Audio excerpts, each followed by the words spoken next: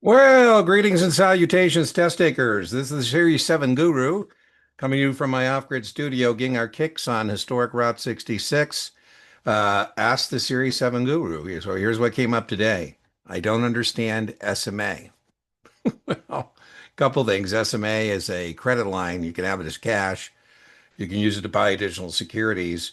Margin in general is very low tested, but I thought I'd get out a whiteboard here and real quick give you a quick overview of SMA. So let me get out of the whiteboard. Boom. So let's say on your exam, they say customer buys 1,000 shares at 40 and makes the required deposit. Well, you should definitely be able to set that up. So Reg T says, set by the Federal Reserve Board, that you have to put up $20,000. I kind of think of this as your down payment. The best analogy would be a house, right? You're going to pay $500,000 for a house. Part of that's going to be equity. Part of that's going to be a mortgage. Part of it's going to be debt. We can loan you 20,000. So you buy $40,000 worth of securities.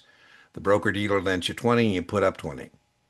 This account is perfectly balanced and this is the initial setup. And I would definitely know the classical margin equation, which is long market value minus debit equals equity, right? It's kind of like the house. If you sell the house, pay off the mortgage, equity represents what you would have if you close the account. Nobody's suggesting you do that. Okay, so now the test says the stock goes to 50 per share. How much cash can they have? How much stock can they buy without making an additional deposit? All the following account ledger entries are affected except. And so now we're going to do our mark to market of 50. So now we have $50,000 in market value. You still owe the broker dealer 20, right? When the home goes up in value, the mortgage remains constant. And the thing that was affected here was the equity. The debit was not, right? Market value was affected.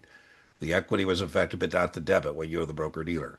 We love lending customers money. It's one of our all-time favorite things to do.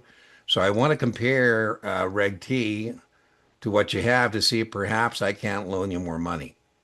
So Reg T says I can extend credit to 50% of the market value. So I can lend you $25,000 and you'll only borrow 20. Or you're at risk for 30 and you only need to be at risk for 25. You have excess equity.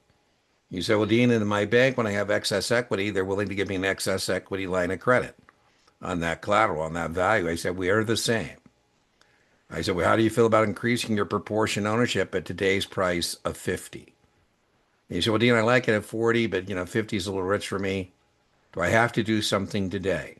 Now, if I had told you you had to use this excess equity or you're going to lose access to it, you might do something that's stupid. So I'll tell you what I'm going to do. I'm going to make a special memorandum to your account. I'm going to create a holding tank for this excess equity. And so you can revisit this later if it goes back to 40 or whatever. Now, you don't get a new entry unless you get past your high water mark.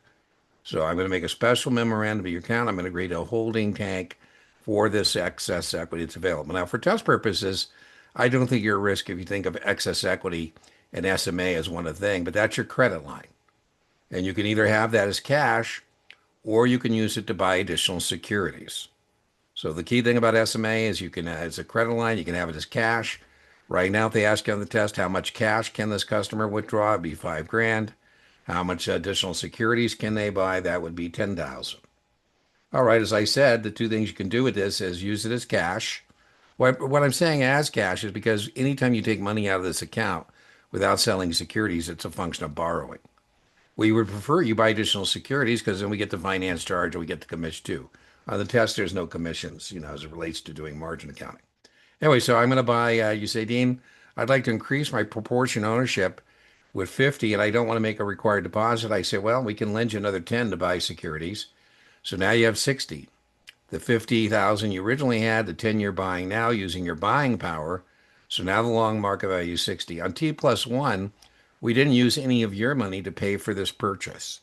We used broker dealer money. And so now you owe us $30,000. The 20,000 we originally lent you, the 10,000 we're lending you now. You had $30,000 in equity. You still have $30,000 in equity. It's just now your equity is carrying a larger loan. Half of 60 is 30. You're perfectly balanced. You have no excess equity. If you use it, you lose it. If you use your SMA as cash or you use your buying power, you're going to lose access to that. As we said, the other thing you can do is you can have that as cash. So you had $50,000 in securities, you still have $50,000 in securities. But if I send you five, you used to owe us 20, but now I'm sending you five. So you owe us 25,000, right? So we can either have it as buying power, now we're using it as cash. So boom, you are perfectly balanced.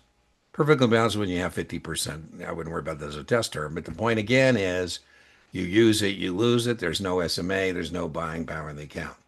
Okay, so remember, inch by inch, margin is a cinch. Yard by yard, margin is hard, and don't overdose on margin.